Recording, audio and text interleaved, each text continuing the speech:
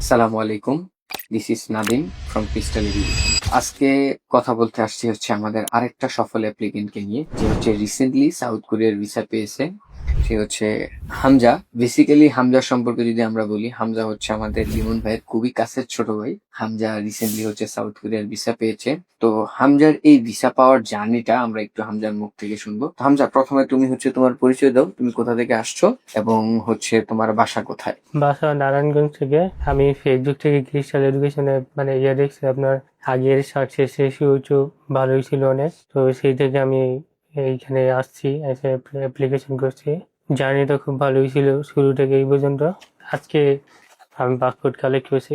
তোমাকে যদি বলি, ক্রিস্টাল এডুকেশনের সাথে তুমি তো ফেসবুক দেখে আসছো, বেসিক্যালি এখানে কোনো পরিচিত কেউ ছিল না। তো ফেসবুকে আসলে আমরা যে মার্কেটিং গুলা করি, হ্যাঁ, তো ওইটার সাথে তুমি তো একদম নিউ একটা পার্সন, আমাদের পরিচিত কেউ না বা কারো রেফারেন্টও না।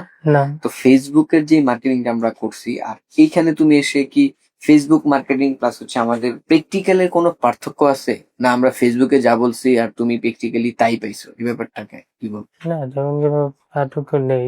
হামজা, এখন তো তুমি সাউথ কোরিয়াতে চলে যাচ্ছ। হুম। এখন তোমার এলাকা অথবা যদি বাংলাদেশের কোনো ছোট ভাই তোমার পরিচিত অথবা যদি আননোন যারাই আছে তাদের সম্পর্কে, তারা যদি অ্যাব্রোডের জন্য যেতে চায়, সেই ক্ষেত্রে তুমি তাদেরকে কি ক্রিস্টাল এডুকেশন রিকমেন্ড করবে কিনা? হ্যাঁ, আমি তাদেরকে সাজেস্ট করি যারা ক্রিস্টাল এডুকেশনের মাধ্যমে ট্রাই করতে পারেন, যারা ভবিষ্যতে ট্রাই করবেন।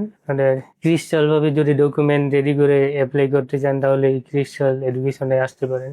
তা আমরা তোমার জন্য শুভকামনা, দোয়া হুম। করি তুমি অনেক দূর আগাও। সর্বশেষে ক্রিস্টাল ফ্যামিলি থেকে তোমার জন্য দোয়া, তুমিও আমাদের জন্য দোয়া করবা। দোয়া করি যাতে তোমার ভবিষ্যৎ সময়গুলো ভালো যায়। ধন্যবাদ, ভালো থাকবে।